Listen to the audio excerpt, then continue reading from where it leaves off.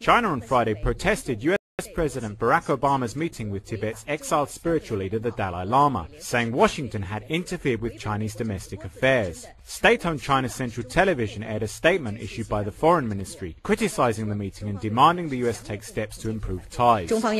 China urges the US to seriously consider Beijing's position and take concrete actions to avoid negative influences and support for Tibetan independence and interference in China's internal affairs.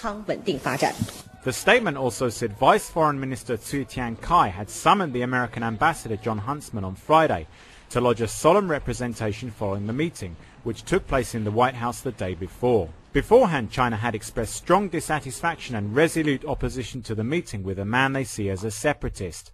The White House, however, defended the decision to receive the Dalai Lama, saying he was an internationally respected religious leader. The get-together between the American president and the Tibetan spiritual leader has come at a time of strained relations between China and the US.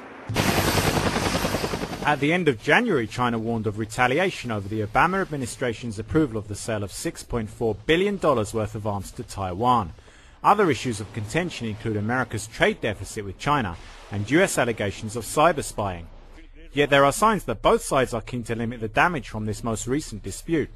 Obama, for one, held no welcoming ceremony for the Dalai Lama and barred reporters from the meeting. Afterwards, he made only a brief statement on the matter through his spokesman, who said during the low-key meeting, President Obama had expressed his strong support for Tibetan rights. The language used by the Foreign Ministry in protest was relatively constrained. China made no threats of retaliation.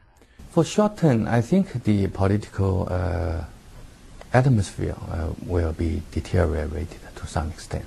Right, and some kind of dialogue will be suspended. And the Chinese willingness to cooperate on international issues will be weakened.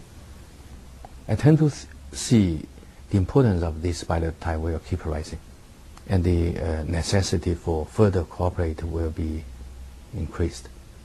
So even if the Tibetan issue still be an issue, the percentage of this issue will be declined.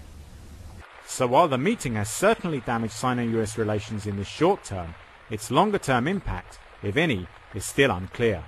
Stephen Rebay, PressTV, Beijing, China.